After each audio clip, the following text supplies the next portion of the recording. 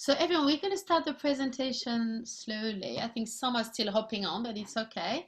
We try to be on time because there are some other workshops, as you definitely know. I'd like to make it interactive, so I'm going to do a presentation. Hopefully there'll be a bit of Q&A time at the end. Otherwise, I will definitely share my contact with you. You can go on my website to see who I am and what I do on top of, I'm known to be a yoga teacher, but really what I do now is health coaching, and it's actually functional coaching. Okay. Okay, cool. So yeah, so I do. I'm explaining that because I'm a health coach, but not only a health coach. I do functional medicine, which we call also functional coaching. What you have to understand, compared to medicine, which really takes you when you have a disease, when you're sick, is like when your markers on your lab test are bad, then a doctor, if he's good, would be like, "Whoa, you have a problem." And so maybe you have diabetes, maybe you have a metabolic disease, maybe you have parasites that have taken over, maybe you already have your thyroid issue that's already working really badly, and it's never too late. But then of course once you have the disease, then it's much harder to to change it. So the functional medicine and the functional coaching, we really look at functions, how our body, our physiology, even our mind function, how it works. And maybe a physical issue you have in your life can come from issue with relationship. It can come from too much exercising or not enough exercising. Maybe it can work because you love your job so much, you work so hard all the time, and then you forget about everything. So that's the function of your body. And what we're going to look also with lab markers, with lab tests, is very often a doctor. And when I was reading the lab test before, I was reading them, be like, yeah, it's all good. When you're in reference range, when you're okay, when you're average, if you ever go to a lab and have tests done, you'll be like, yeah, I'm in the range. That's how we all read it. I'm okay. I'm in the range. I'm fine. But we are not average people. We want to thrive. And you want to wake up every day being like, yeah, today is another extraordinary day. It doesn't matter if you have an extraordinary job or like the best family, because no one has, or the best job and the best money, because we never have all that. But it's just like waking up with energy, waking up with the idea that you're thriving, that where you are in your life is always the best time. And very often we accept that with age our skin goes bad, or we're tired, or I've always been bloated, so anyway, I'm bloated, and that's it. That's me. That's how it is. It is not how it is. So in functional coaching and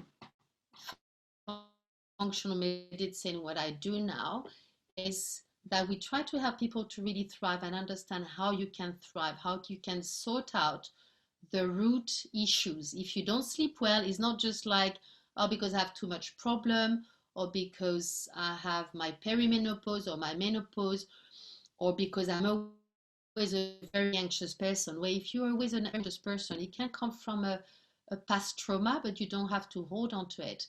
It can come from because your methylation, your detoxification, your liver, maybe is not working very well, but we don't have to take it for granted. It can be genetic, but when it's genetic, we have some supplements that would help you to function better. Some people do have to take supplements, maybe because of your life choices, maybe because of your dietary choices. I'm a vegan, not proud of being it. I just fell into it, unfortunately. Sometimes I would love to force myself to eat an egg because it would be much easier. But if you have these life choices, or if in your life you're always very stressed and intense because you're working so hard, or you've had a disease that you're recovering, you're always a little bit stressed inside, then you'll have to take B complex, and that's how it is. So it's to explain to you the functionality of what I do as a functional coach. So to go today on to the thyroid. So any question, I've got the chat thread open until I share the screen again. So today it's to explain you all this about what we do in functional coaching compared to when you go and see a doctor. If you have a very acute disease, a big problem, you have to go for that. Sometimes we even have to take antibiotics, or if you have something bad that happens. But let's say you get parasite, you get a dysentery or typhoid or something like that, or you catch a bacteria or a virus. Very often the body finds it very hard to clean it up completely if you don't have a good high level of white blood cells. if your entire immune system is a bit low, if you're, some of you probably know, or if your zinc and D and A, these nutrients, like even the copper that helps the white blood cells to be numerous enough to fight a virus or any infection. If you don't have these nutrients from your food, or if you don't digest or absorb well because you're stressed, because you don't have good stomach acid, or maybe your pancreas is not working well for any reason, maybe you used to drink quite a lot even if you stop, you have to really think of all that. And your white blood cell and your thyroid need food, need nutrients, not just eating zinc all the time, because if you don't have a good stomach acid, if you can't break the zinc that is on the protein, you would not get the zinc, even if you're eating pumpkin seeds your entire day. Maybe you're eating avocado every day and you only have the best oil ever, but maybe your omegas are low, hence you get a bit of neurotransmitter issues. Maybe your brain always gets anxious, maybe you have joint pain and you keep on taking the omega-3 and it's just not working because your bile is not flowing, because your pancreas has a problem, because maybe your liver has a problem. So we go to the root cause and we always try to find, okay, what is there for each person? That's why it always takes a program, like a few sessions, to really get to what is the trigger for each person. It's never one thing. It can be several things. It can be a virus and a parasite. It can be the iron and the B12. So it's never that simple, but in the end, if you sort one thing, you find the thread and you're like, woo, let me get the pearls together. So once you find the thread for every individual person, then it gets better. And I hope you're going to get some pearls and some way to, add on your thread today with the thyroid. Okay, so that's to explain to you that everything is interconnected and how functional medicine works very different from the real medicine, which we also need, by the way. So I'm just going to share the screen just with one thing, then I'll ask you to close your eyes, so that I want to tell you a few things about the thyroid when you have your eyes closed. Let me just share the screen just to show you. Some of you, and it's very normal, want to know really what the thyroid is. Some people have thyroid issues, so you would totally know. And it's all good, it doesn't matter. You're here to learn. We're here to learn. So in the functional coaching also, the way I do it, I always try to educate, inspire, and empower. So it's not like a doctor. We don't say just do this and do that and do that, because that's not enough. You have to understand why you have to eat kale or spinach or whatever. You have to understand why, and I really want you to understand really what your thyroid is and why it's important. Not like, oh, have you got hypothyroid? Not just like a marker, not just like an issue you have with it. So see, your thyroid is in your throat. It's on your Adam's apple. So you could even touch it with your hand without thinking, touch it with your hand, sorry.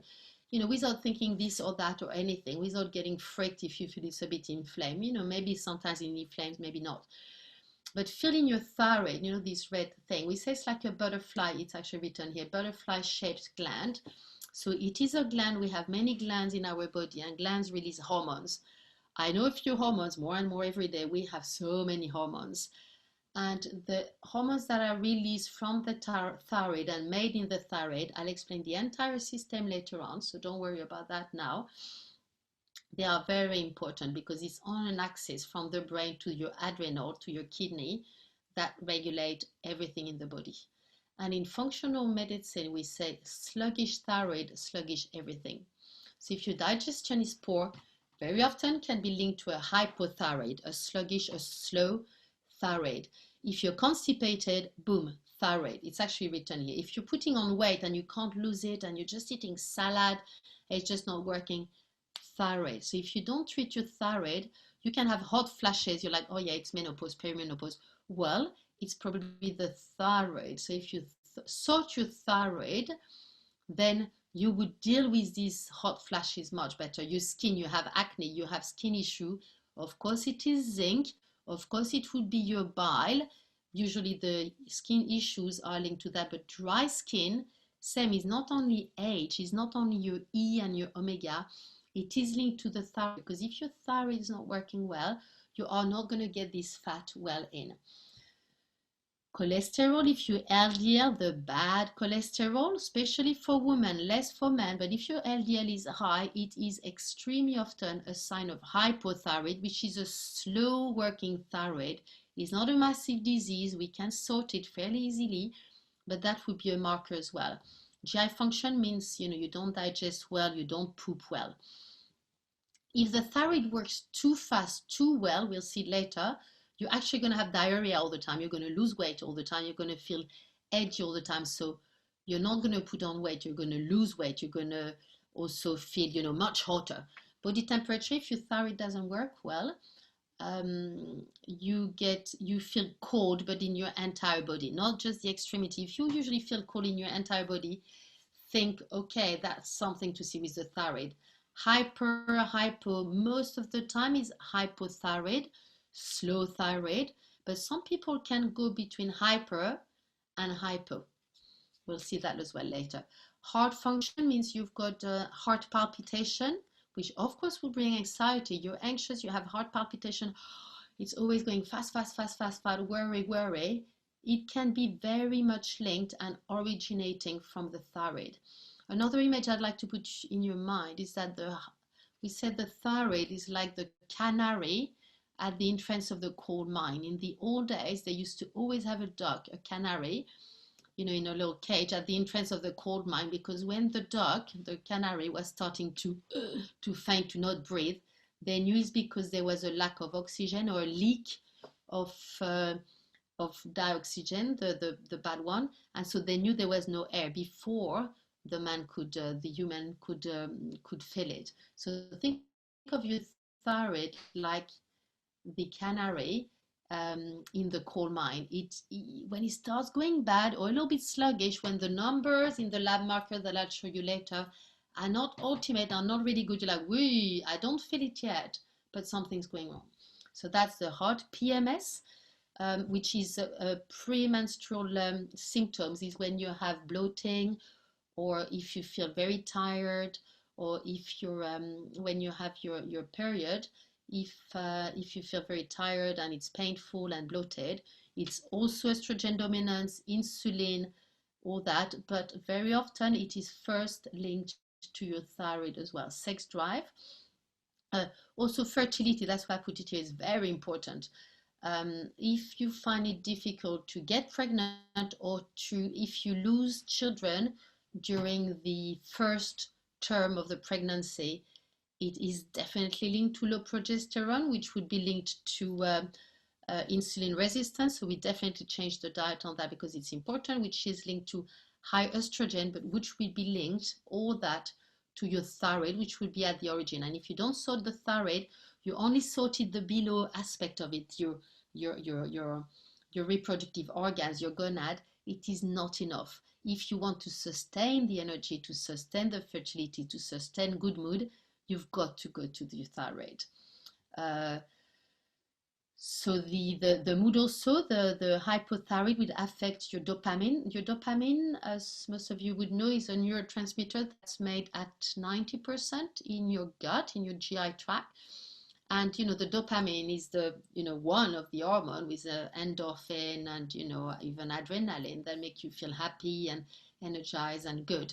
People that have low dopamine can have addiction to anything, gambling, food, shopping, sex, anything. So that would be, and a low dopamine means you get all depressed. So if you have a bit of depression sometimes, you definitely have low dopamine, probably low serotonin, they're linked as well. Then you'll have, in terms of supplement, I want to use a bit more, deep information today.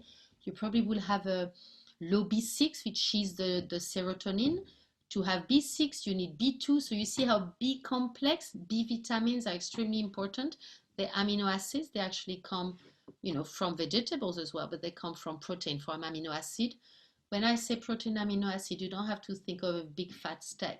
We can definitely think of, green vegetables, seeds, and nuts. Okay? So think of that. Your mood is linked to your dopamine, which would be linked to what we call motility, is how you go to the bathroom, constipated or not. And dysbiosis is when you have an imbalance in your gut flora. Okay, so I hope it's not too much, but again, you can get in touch with me and I can definitely share these slides with you.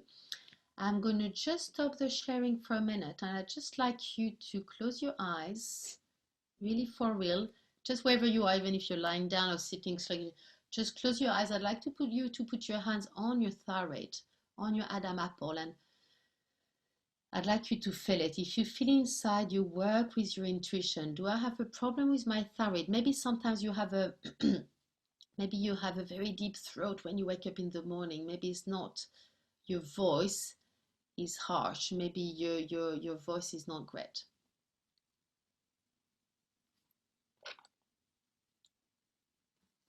So check your thyroid and checking the chakra thread at the same time.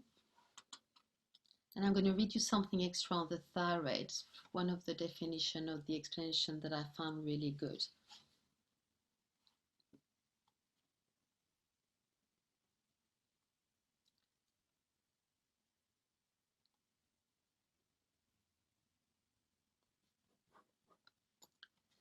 So the thyroid is a small gland, so feel it as you touch it, or you can remove your hand now, just really connect with it.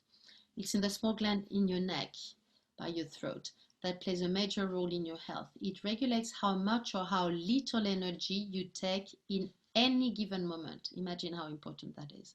This affects every cell in your body. When the thyroid produces plenty of its hormones, it signals cells to receive glucose, because the thyroid also helps with the transformation of fat and glucose, which we call lipolysis, the utilization of fat for energy and of glucose. And then the thyroid hormones would convert the glucose and also the fat into energy for activity. So to have energy for repair, to repair your tissues, to repair your joints. So joint pain would definitely be affected by the thyroid hormones as well. And it will help also with reproduction. When the thyroid produces fewer hormones at every level of production or actually conversion, it will signal your cells to hold off and to save their energy for conversion for later. It basically sends signal like, okay, I don't really have enough right now. I don't have enough nutrient now. I don't have enough power now. Hold on. And this hold on from the thyroid would happen when you're stressed. And we can think of emotional stress, mental stress, of course, but we very often have physical stress. We very often have physiological stress, which can come from a virus, a parasite, from too much work, not enough work. It can come from a relationship or anything. So it's mental, but it's also physical. Sometimes we find out that there is more, like, maybe you've taken lots of medicine in the past, lots of antibiotics. Maybe you have a big imbalance, a big dysbiosis in your gut. Maybe your gut from this dysbiosis hasn't been able to digest well, which would have, when we don't digest well, instead of receiving tiny pre-digested bits in our intestine, they come big. And when the bits haven't been digested well, when they are too big, they would, after some years, maybe 10 years, maybe 15 years. That's why when you eat the 45, 50, 55, it's like, whoa, things are starting to go wrong. It is not age, it is damage and oxidative stress that has been happening consciously from many years. You might have parasite, you might have got your parasite when you were 20 years old or 15, but the system could recycle it until now. So think when you don't digest well, when you have low iron or low B12, unless you really don't eat any protein, it means there is a problem on the digestive part. This would bring imbalance and insufficiency of nutrients, but also oxidative stress. It would eventually create damage on your endothelial and epithelial linings, on your arteries. So yes, it is linked to hypotension, on your gut lining, on your GI tract, and then eventually that's how many people end up with a leaky gut symptoms, which might be very high or not very high. So it can be a little bit too porous from undigested bits that eventually put stress on your GI tract, and then your lining would be damaged. And this would be a stress. Just this in itself would be a stress. In your head, you might be like, super chilled, relaxed, loving to lie down in the sun and only doing yoga and breathing exercise. But then if your GI tract is stressed from that, so we can all have little bits of something somewhere. So think if you have a stress something like that. So then there is less hormone produced from your thyroid, it would and then it would tell your cells to hold off and save energy for later, because you never know. And the body is always trying to help us thrive and help us, plan for a good future. So over time, that would bring power shortage through your body because your cells aren't receiving the hormonal instruction to charge up, that they need to function well. Okay, so now I'm going to share with you some other thing, because we don't have, it's a little bit of a quick presentation on thyroid, but I hope you'll get everything you need. So we've seen this slide, so I hope you got things from that. Then this is the symptoms of extreme. I'm going to make it a little bit smaller. Oops. So that's, some of the main ones. So I'd like you to think, okay, do I have a hypothyroidism, hyperthyroidism? Which is more rare? Is the one where you get skinnier, where you go to the bathroom all the time. So just, check them quickly. I'll just go a little bit through the hypothyroid, which we've seen just earlier. So I'd like you to feel from the closing of your eyes if you feel, yeah, there is something going on there. So you feel cold, the gain weight, the LDL cholesterol, and I put triglycerides, if some of you know what it is. It's also a marker that would be very low or quite low when you have a hypothyroid. When your thyroid is running slow, you'll have high of the LDL cholesterol, which you might not be able to just change with diet. You would need some very targeted supplement and lifestyle changes. And triglyceride might be too low compared to to what you eat. We need fat. Fats and LDL are at the origin of the production of every single steroid hormone in your body.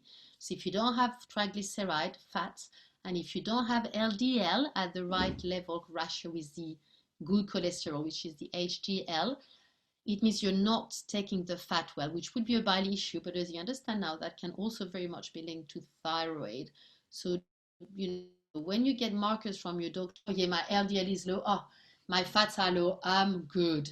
It is not good. We need a lot of fat, but not like eating any fat. We never eat fat.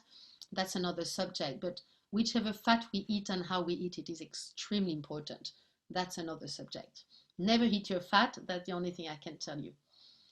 Except ghee and a little bit of coconut oil. But ideally you cook, water fry, a little bit dry, and then you add fat on it.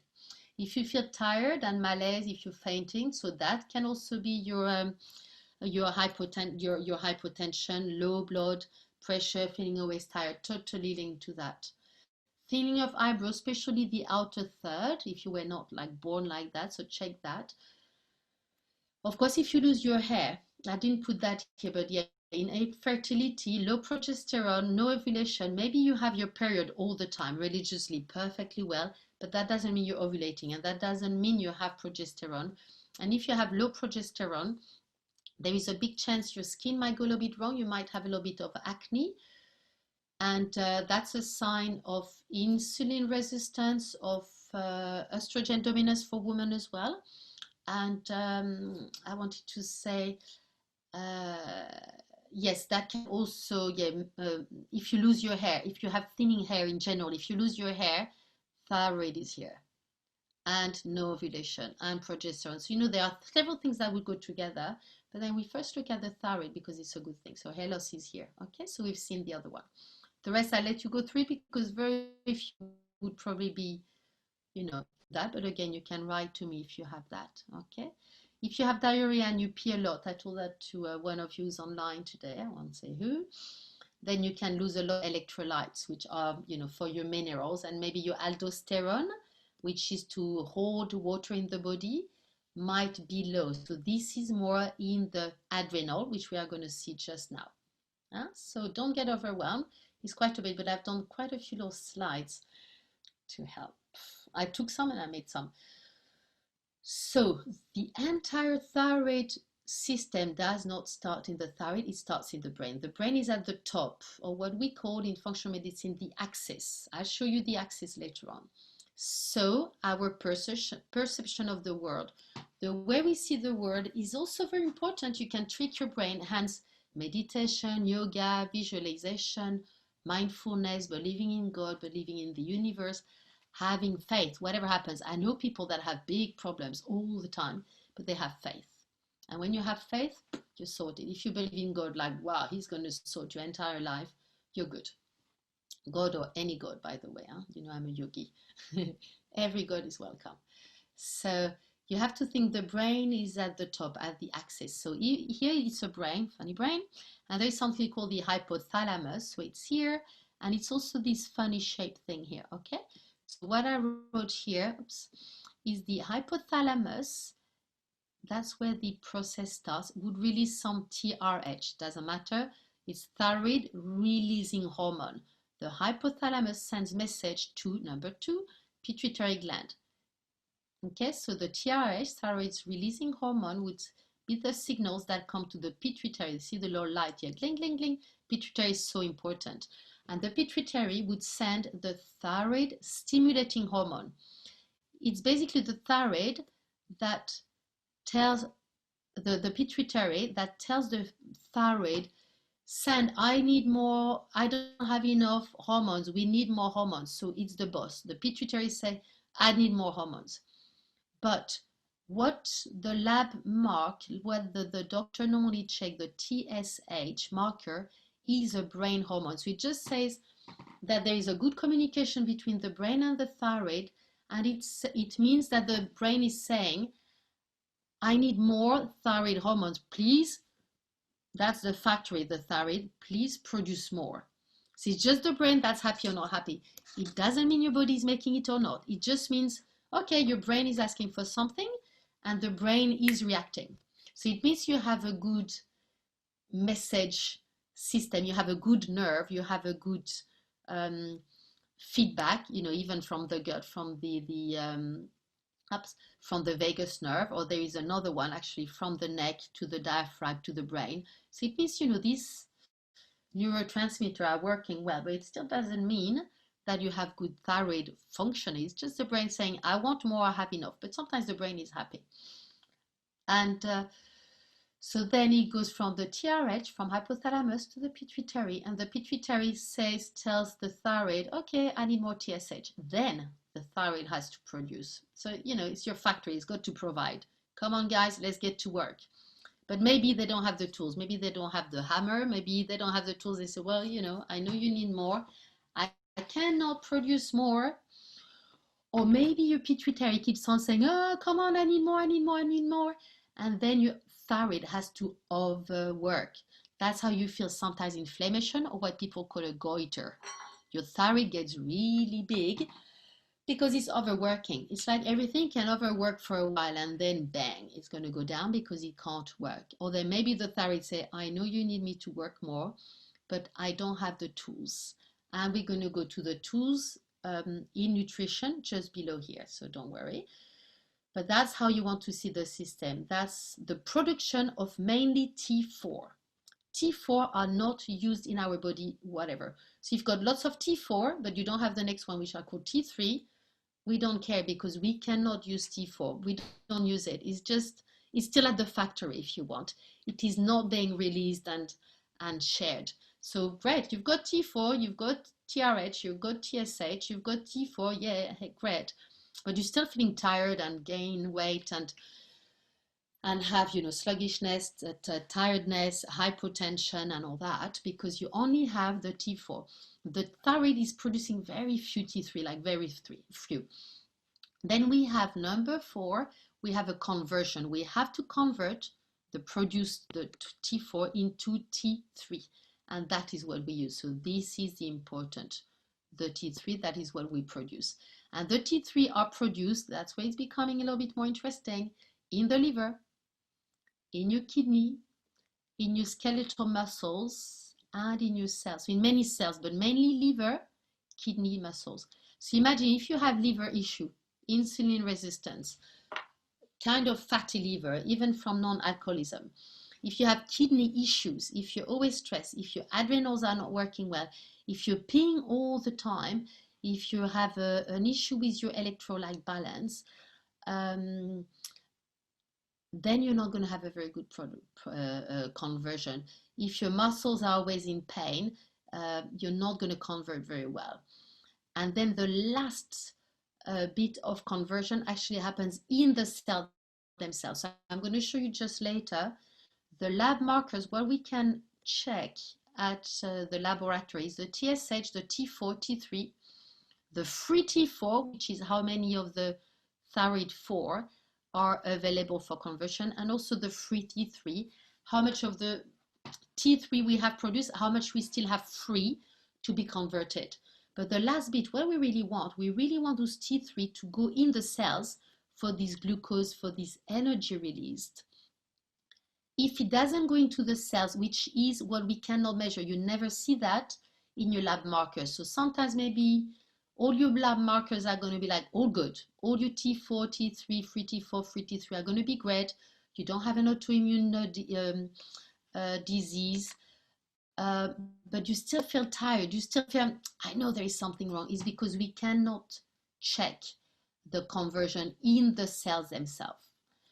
So it happens sometimes, quite a bit actually. So, the markers are not everything. If you still have the symptoms, just always think, okay, I know there is something wrong, and you would know it, okay? So think of this whole little system is there. So now to help you, now you understand, to help you what to do. So the thyroid gland makes T4 hormones, okay? To make the T4, we need amino acid, which are the protein. I wrote as well to explain, it's not only how much protein you eat, is how you digest them. Hence, stomach acid is extremely important.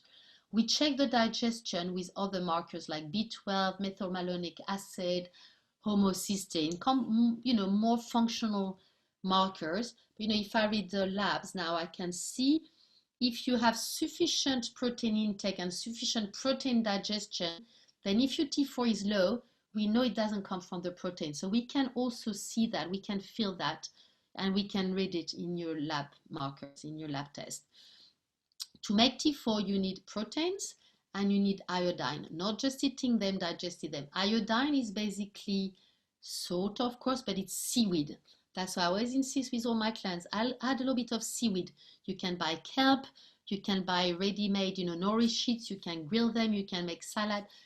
I teach how to eat and what to eat and how to boost the iodine. Because for a normal person, my grandmother, if I say eat more iodine, she'd be like, what? So, we've got to know where to get it. And vitamin A. If you're vegan, the other thing with vitamin A, we think carrots and, orange things and peppers. It is there, but most people have a high difficulty to convert beta carotene into the Finnish vitamin A. So having a carrot, maybe you're eating like me, like a kilo of carrot a day, but you don't convert well because, that's how you are sometimes. So vitamin A, the best one, unfortunately, is in the egg yolk. Unfortunately, if you don't eat animal products. And one of the best food for all that, guys, it's actually liver. So organ meat, okay? So, but that's another subject. But it's just to tell you, it's simple, but it's not that simple. Because if you say, yeah, I eat protein, I'm good. Well, maybe not, because maybe your digestion, your stomach acid is not right. Because maybe you're stressed, maybe you're always standing up when you eat. Maybe then you don't digest well, okay? And on top of that, when you have a hypothyroid, usually your digestive secretions are low. You can also have something that happens quite a lot in Kenya, actually, that's called H. pylori, which is a bacteria we all have in our GI tract near the stomach, and it can overgrow, especially when you have a low acidity in the stomach. Then it has the opportunity to grow more, and then once it grows, then it's a whole circle of things. Then your digestion goes lower, okay? So it will affect thyroid. Then once we've produced the T4, you can keep on checking on this little thing. It's a little bit complex, but we want to convert, as you saw earlier, in the liver, in the kidney, to convert from T4 to T3. Liver, kidney, muscles, and cells. Okay, so for the conversion, We need a good cortisol, a good ATP, which is the oxygen that you get in your cells. So for that, we'll also need B12, B9, folate. And so you need good oxygen and good energy in the cells to get it in the cells. If your cortisol is always low, you don't get it. But food-wise, we need iron. So you have to check, if you've got anemia and if you eat enough. The body finds it very hard to absorb iron, especially if you take iron supplement and if you take them while having a glass of milk or some calcium or some almonds. The iron and the calcium don't do well together. That's where, I help as a coach to help you to know how to take your iron every other day, not every day, otherwise the body gets used to it and gets it out. And we only absorb, I think, about like 15% of the iron we take. One of the best ones is actually spirulina that most people find disgusting, that I absolutely love. So, we get used to have different sort of food, but I think iron is not just eating it. Again, it's one of the very difficult one to get in. Actually, vitamin A we need as well. Zinc. If you're stressed, your copper level will be very high. If you're vegetarian or vegan, usually the copper is very high. The zinc is very low. Zinc is more in seafood. It's also in seeds, and it's mainly in pumpkin seeds. That's why I try to eat pumpkin seeds every day. And of course, a little supplement can always help with these things, because zinc, of course, as is also very important for your immune system, for your skin, and to repair also when you have mucosal lining or tissue stress, when it's damaged, for oxidative stress, from maldigestion, from leaky gut. If you have celiac disease, this sort of autoimmune, it's very important to have all these nutrients really high. Selenium is very simple to eat. It's actually in Brazil nut. If you eat 2-3 Brazil nut a day, you sort it. If you don't like them, make them in a milk, or get used to them. But it's the easiest way to actually get the selenium. And so that's the food you need for the conversion: iron, vitamin A, zinc, selenium, and that's it. So I've put you some of the food here. And we also need very healthy cell membranes. For cell membranes to be healthy, they have to be healthy for the T3, as you understood earlier, to go into the cells. For them to be porous and healthy so that they don't crack, they don't have oxidation, they don't bring stress, we need the omega, we need the good fat. We always need good fat, more good than the oxidative fat. Hence, trans fat and all that are not good because they would create damage. Okay? So yeah, for that we need omega and cholesterol. I'm trying to go a bit faster. Then the T3 thyroid hormone, yeah, I'll just put that. They increase your, what we call BMR, is, when you're at rest, how much energy you're using. So it's basically, you sit and you're still burning fat. You still have a good metabolism because the thyroid helps for that. And it helps for the mitochondria, which are, these low energy factories in every nucleus of the body. Oops, it changed, sorry. Okay, we see better now. And yeah, they increase the thyroid, good thyroid increases, I just put that is a bit more specific, but lipolysis to use the fat for energy, and it improves your insulin sensitivity. So it helps the glucose and all that. Oops, I can't change my slide now. I don't know why. Anyway, oh yeah, there. Let me move it. Okay, so you've seen all that. That's what I've just told you earlier. The food to support the conversion. I hope you understand that. There is something else I didn't speak about. It's called reverse T3. You can also check it with your doctor at the lab. We always have reverse T3. Reverse T3, once they're in reverse T3, we can't change it back to T3, so we cannot use them.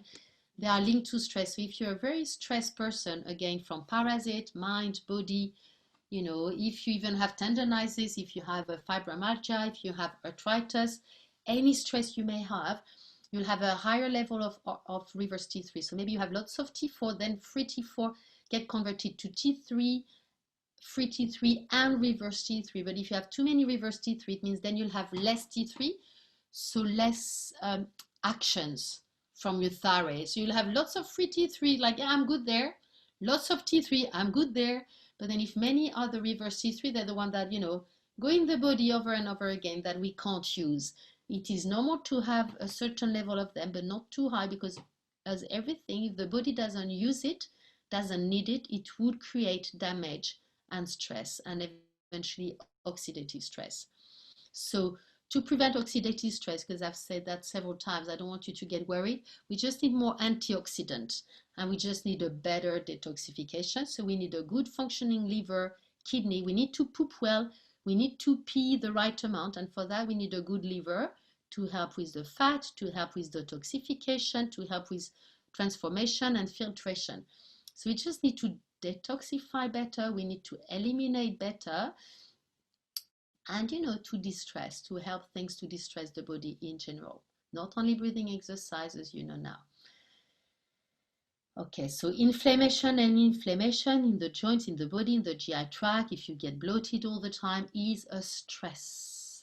And stress will increase your reverse T3 and then less space for the T3. Okay, I hope you're getting that. I finished through the slide, and then we can have a bit of interaction. HPATG axis is the axis of internet connectedness that I told you about earlier.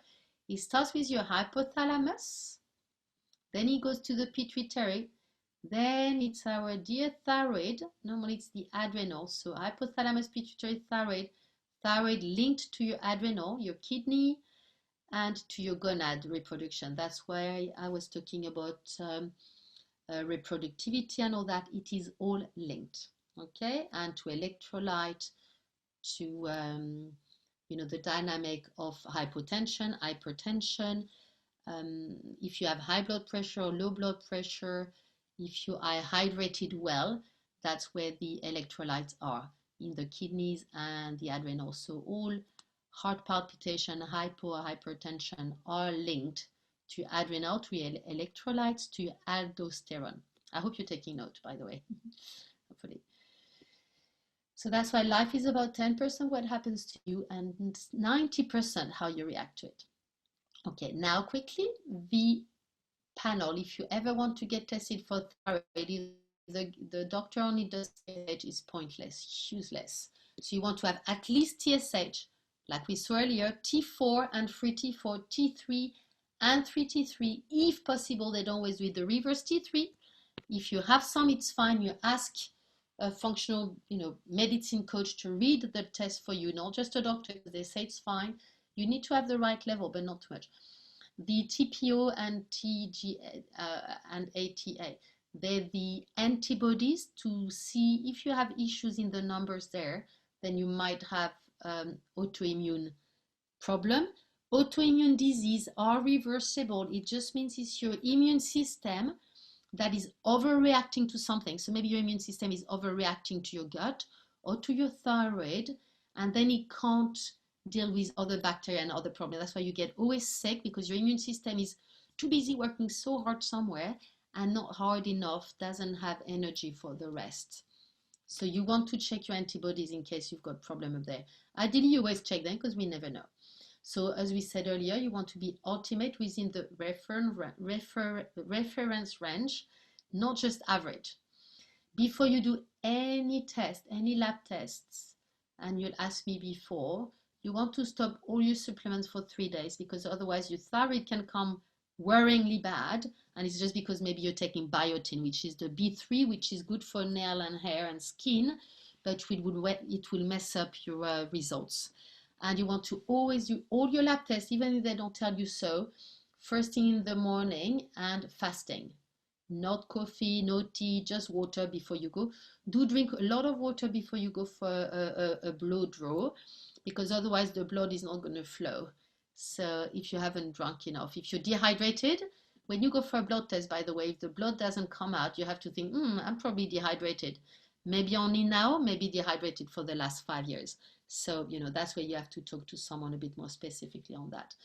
Other lab tests to consider when you check your thyroid is ferritin, which is the level of iron. You understand why? Because if the ferritin is low, if the iron is low, we know there is probably a low production of T4.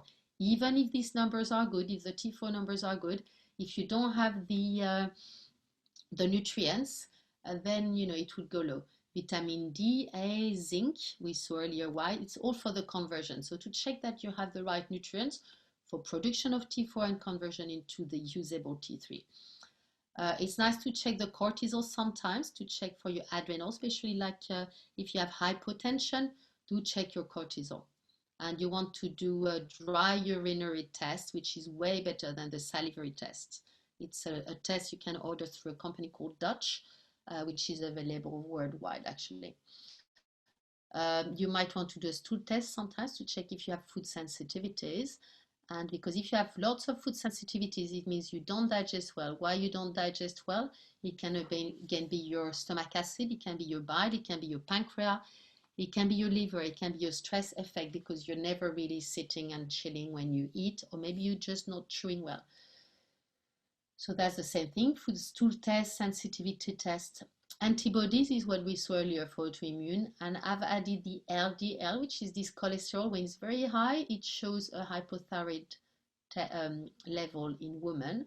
H. pylori, because I know it's very common in Kenya, and what I call EBV, it's a virus that is the Epstein-Barr virus, which is very common as well, and very often at the origin of so many diseases. There is a book, I'll put it on my Instagram actually, from Anthony Williams on Epstein virus. For him, everything is because of this virus. It is not true, but it's still interesting to know. So how to protect? You want to, and that's for one of my clients that's on the line, when you are told to increase your soy protein intake, what we call the estrogenetic food, so food to increase your estrogen, be very careful because phytoestrogen are actually the soy products, which are very good for you, but they have to be fermented.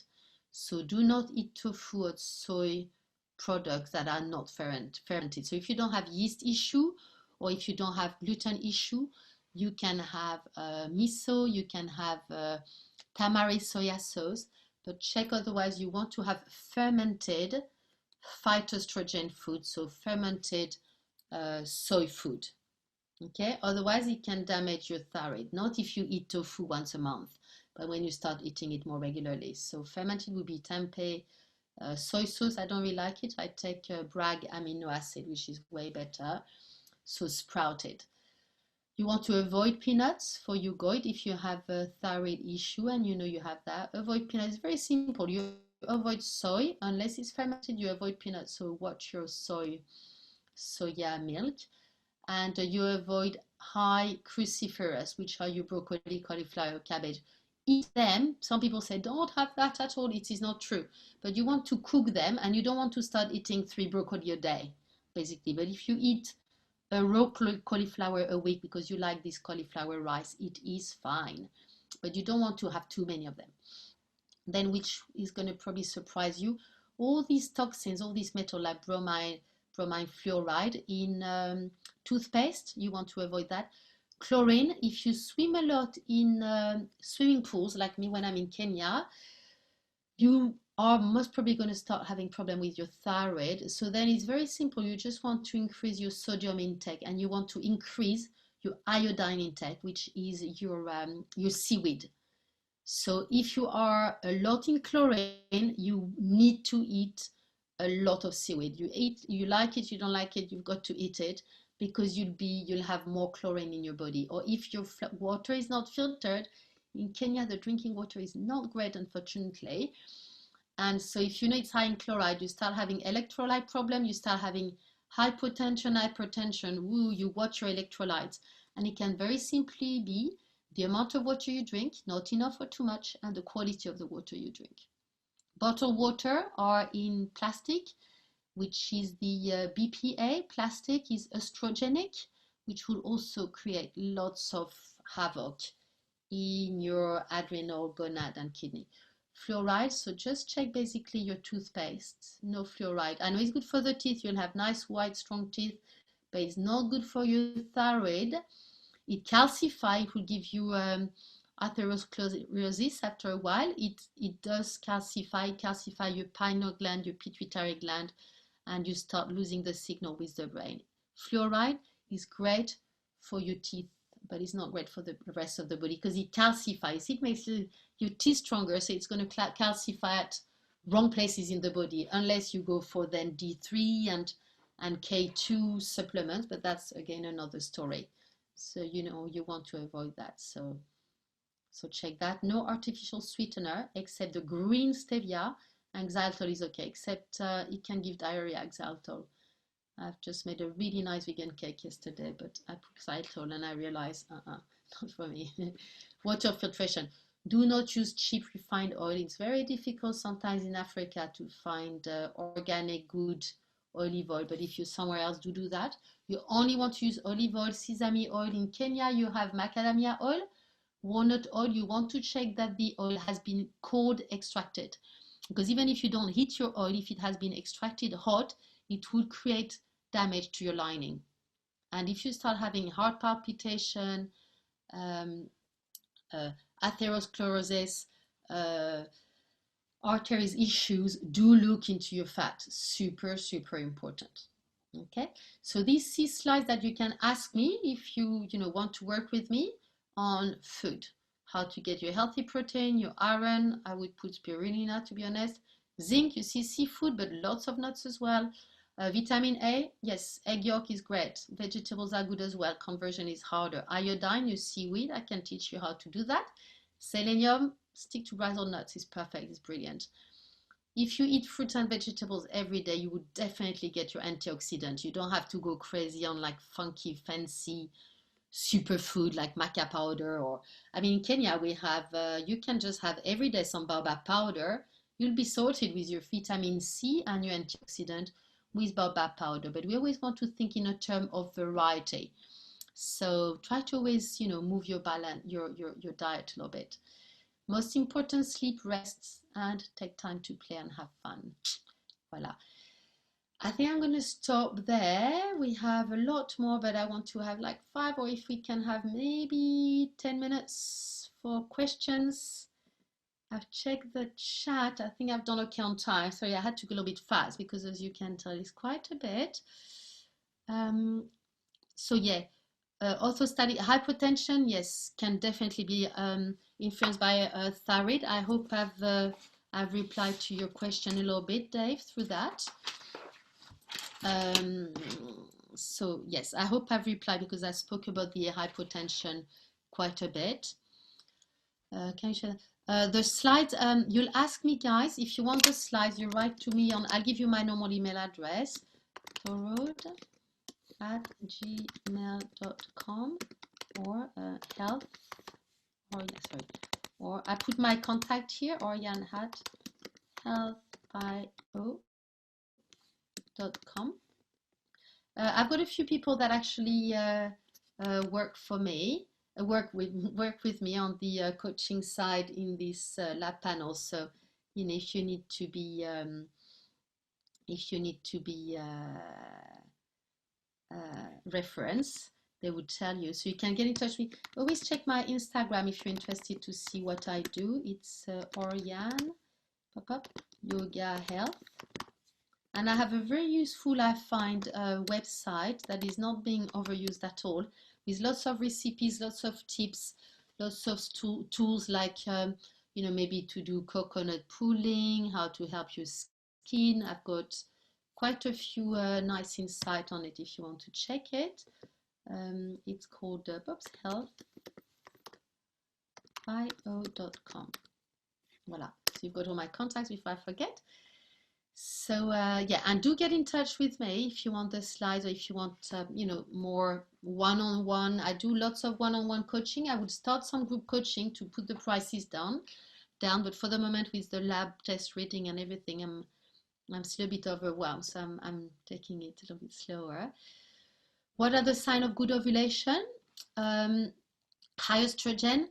So if you have IBS type of symptoms, if before your period you feel bloated, tired, if you have low energy, if you feel all inflamed in general, if you feel you have water retention, then there is, a sign of high estrogen. If you eat a high refined carb diet, if you have sugar, refined sugar, high carbs, even, lots of potatoes and rice and pastas,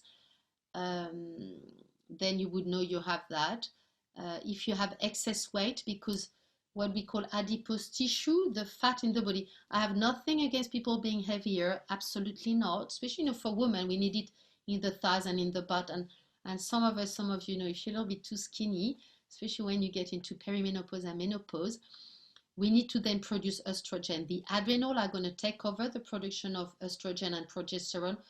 Once you stop ovulating at a certain age, then you get into a time where you'll be like, woo, because the whole hormones go low, estrogen and progesterone. But usually the progesterone goes lower first, which means you're going to have estrogen dominance. Even if your estrogen is still low, your progesterone is going to be lower. So we still call that estrogen dominance, not because the estrogen goes crazy high, it's because the progesterone goes low. And that's when you start feeling irritated and anxious and you can't sleep. Progesterone helps us to sleep and feel chill and be like, yeah, I feel good, I can have a baby, I'm ready. So this is good. But so that's the sign of high estrogen. And sometimes you feel pain when you ovulate. You do feel it in your gonad. I remember that. You're like, oh yeah, it's there, I can feel that. Low progesterone, if it was hard for you to get pregnant or to remain pregnant. So if you lose a baby, unfortunately, in the first trimester, which is very sad, they can be very easily sorted with lowering your carb for a while at least, to reduce your sugar. Fat adipose tissue creates estrogen. So if you have too much fat, too much adipose tissue, it's a trap for cortisol. It increases your binding globulin. I didn't talk about that. It increases your binding globulins, and if you have too many binding globulins, they would bind on all your hormones in your body, also the thyroid hormones, which would do that you would not have, your hormones are not going to be used in general. You'll have a lot, but they'll all be bound here. And it happens a lot for men, by the way, and that's where the men, they get a bit of the moobs, and they keep on producing fat because their testosterone, when they're very stressed, more stress, more binding globulins, less availability for hormones. I hope that's clear enough. So yes, sign of good ovulation. If it's more signs of bad ovulation, if you have PMS syndromes and if you put on weight and all that, that would be a sign. Never hitting your fat. Yeah, that's another subject, Robert. I'd love you to get in touch with me directly. You never want to cook eating fat, or it creates what we call H, anti-glycation end products. Sorry, I always have to think. When it's burning, it creates oxidative stress. It's very cancerogen. And even if you burn your meat each time, I know it's delicious to have a grilled steak. I remember that. But everything does. But even if you eat your seeds, if they get dark, it reduces the oxygenation. It changes the molecules. And when the molecules are changed, when the body gets it, it's like, okay, what the hell is that again? What am I doing with it? I don't know what it is. Hence, I'm going to try to poop it out and get it out. Or because my detoxification is not good, my liver is not very good, my methylation is not good, the body keeps on recirculating. So imagine it comes to your liver, all these toxins, metal toxins, mercury, silver from the teeth, lead from eating canned food, from the soil, from bad water, from burnt fat, all that. If you don't detoxify well, if you don't methylate well, it comes through the liver and the shit, it's still coming back in the blood. The blood gets it back and say, okay, still don't need you. My detoxification doesn't work well, so I don't pee or poo it well, I don't get it out. So it's like, okay, it's coming back. The liver gets it a second time. It's like, okay, come on, guys, back again.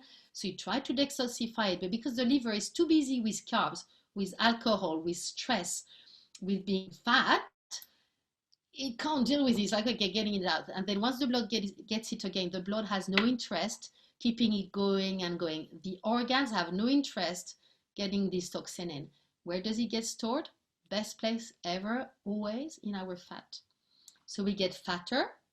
We start to create more blood vessels. Body is very clever. People that have very fatty belly is because there is more, I forgot the name actually, there is more blood vessel that keep on growing to store all that. More fat, more estrogen, more storage place, because the body is not getting it. The organs and the blood don't want to keep it. So if you can't get it out, it would come back again and again. So don't hit your fat. You have to learn how to make ghee. Go on my website, please. Use it. It's free. Go on my Instagram. Same, it's free. And I don't put too many weird things, hopefully, on it. And there is a ghee recipe. I make all my recipe. I make up most of them. I invent a lot of them because the one that I usually take from books never work. I again tried one yesterday with my vegan cake. It didn't work, very upsetting. But then I change them and I adapt them. So I do get inspired by other people. Always, we all need inspiration. And you can heat coconut oil a little bit, but ideally not too much. Never eating our fat. We hear of it. CMOS. Yes, it would. CMOS would count. Yes. Try spirulina if you can get. In Kenya, not really, but you can buy seaweeds. They're quite inexpensive. Even the nori sheet, you grill them and you put them on your soup. They're so good. Then it's like a bit like cheese, or you eat them as a snack crispy. You can put them with soya sauce or tamari, which is healthier. Again, that's all very expensive if you're in Kenya. But rest of the world, very easy. Why no peanut? It's just because they're not good for your thyroid. Many people are allergic to peanuts. Peanuts are a ground nut, so they don't have all the benefits of the other nuts. They don't have all the omega-3 that walnut will have. Some people can't have walnuts. They get allergic to them. If a walnut makes you go like, well, even if you know there is omega-3 and you need to have it, don't have it. It means your body doesn't like it. Okay? So everyone can tell you, walnuts are great for you. You have to have it. I was raised with walnuts because they grew in my dad's garden. So I find I'm fine with walnuts. My daughter, who was raised in like Kenya and Tanzania, she really doesn't like walnuts. I'm like, fine, have something else. So peanuts, I know they're cheaper. You can have them sometimes, but they're just not good for your thyroid. Because they're groundnut and they will have aflatoxin and all these things. So I do like peanuts. I love peanut butter. I have lots of recipes. Check them out with peanut butter that are so good. You can make them with almond butter as well. But maybe almonds don't work for you. And maybe almonds all come from California and they've flown, and then maybe they're not organic. They're full of toxins, and getting them from America to come to Kenya. I rather have korosho in Kenya and more European nuts when I'm in Kenya, in England, in Europe. I like to use it there. So to increase progesterone, you can first try to decrease your estrogen, your imbalance. So to have more green vegetables, always to have more seeds. I've got something in the coaching supply that I use that's called seed cycling. And that's to teach you guys what to eat at certain specific time of your cycle for girls, which seeds, which lignan to use, flax seeds, sesame seeds, pumpkin seeds, or sunflower seeds, depending on the time of your cycle. So we have the follicular phase and the luteal phase. So it's a little bit specific. If you want to increase your progesterone, again, do get in touch with me. It's a very, very specific time that you want to do that. You don't want to increase your progesterone when it's estrogen time, when you're building up to have your menstruation, when it's normally the full moon coming, and when it's time for you to ovulate. You want to first have the estrogen going up, and then they both dance together. I've got really nice a handout slide on that, and then your progesterone. And I can advise you a really good book for that, actually, that makes you understand and have fun with your reproductive organ. High T3 and T4, hyperthyroidism, exactly, Karen. That's very rare, but also sluggish and overweight. Okay. Yeah, that would be because you have very high T4 and T3, but as we saw earlier, you probably have very high reverse T3 as well. So your family and you and all that might have what we call a MTHFR. So maybe your methylation is not great, so you would need more B complex to help that. We'll have to look into your B12, B9 specifically, and into how you digest your proteins and your zinc and your A's and all that, because you would need to have your T4, they convert into T3, great, but maybe you don't have lots of free T3, and maybe you have lots of reverse T3 from stress.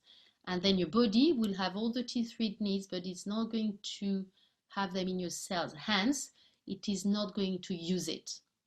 I hope it makes sense. Hello, specifically zinc and sorting out your thyroid.